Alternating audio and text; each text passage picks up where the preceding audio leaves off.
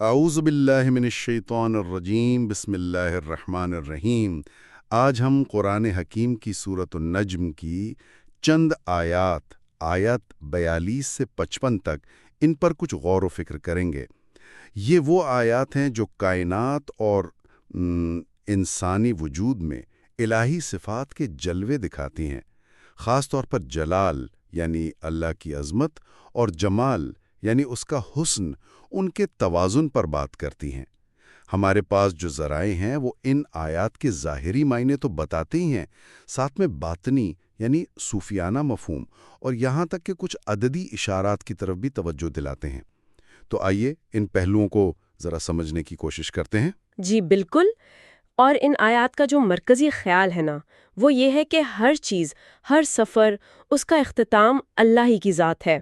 وَأَنَّ إِلَىٰ رَبِّكَ الْمُنتَهَىٰ، یعنی سب کچھ اسی کی طرف لوٹتا ہے، اور وہی ذات ہے جو وجود کے تمام تضادات جیسے ہنسنا اور رونا، موت اور زندگی، نر اور مادہ، جی نر اور مادہ، امیری اور غریبی، ان سب کے خالق وہی ہے۔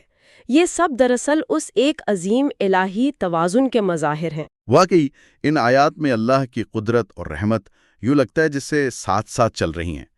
ایک طرف دیکھیں تو قوم عاد اور سمود کی ہلاکت کا ذکر ہے، یہ تو جلال کا پہلو ہوا۔ جی ہاں بالکل۔ اور دوسری طرف فوراً ہی یہ فرمانا کہ وہی ہنساتا ہے اور رلاتا ہے، یہ جمال اور رحمت کا پہلو ہے۔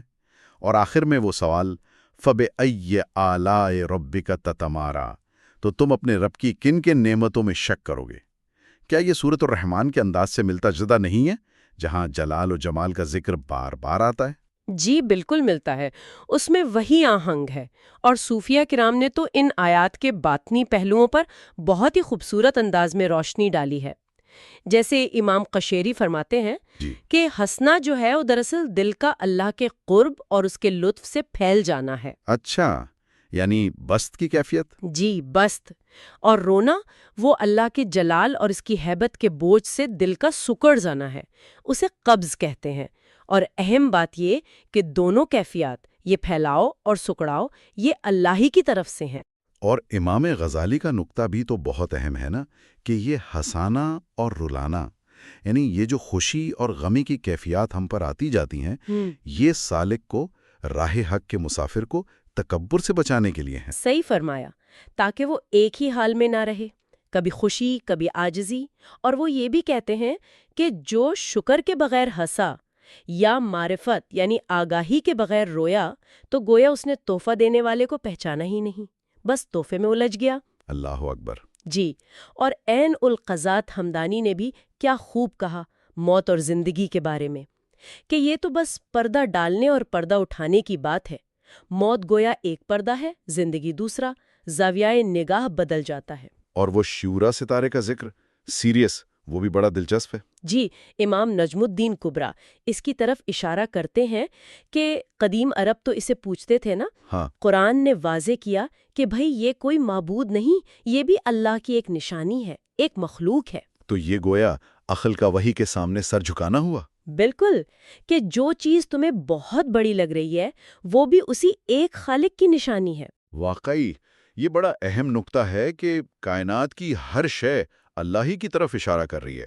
اور ایک اور لطیف بات، وہ ان آیات میں عددی یا ابجد کے نظام سے بھی نکلتی ہے۔ ابجد یعنی حروف کو اعداد دینے والا نظام۔ جی وہی، اگر ادھکا جس نے ہنسایا، اب کا جس نے رلایا، احیا جس نے زندگی دی، اور اماتا جس نے موت دی، کہ اعداد کو ایک خاص ترتیب سے دیکھیں تو ایک مکمل دائرہ بنتا ہے، حرکت، پھر آگہی، پھر تجدید، اور پھر واپس مرکز کی طرف لوٹنا۔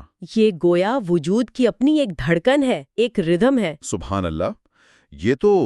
یہ آیات ہمیں اپنی زندگی کے جو روزمرہ کے اتار چڑھاؤ ہیں، خوشی، غمی، صحت، بیماری، کامیابی، ناکامی، ان سب کو ایک بالکل مختلف زاویے سے دیکھنے کی دعوت دیتی ہیں، کہ یہ سب ایک بڑے الہی منصوبے کا، ایک توازن کا حصہ ہیں، یقیناً۔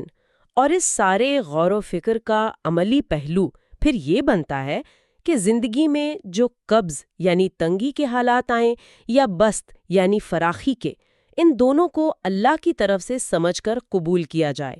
وہ طوفان جو بظاہر توڑتا ہے اور وہ سکون جو مرہم رکھتا ہے۔ ہو سکتا ہے دونوں ہی اللہ سے قربت کی مختلف شکلیں ہوں۔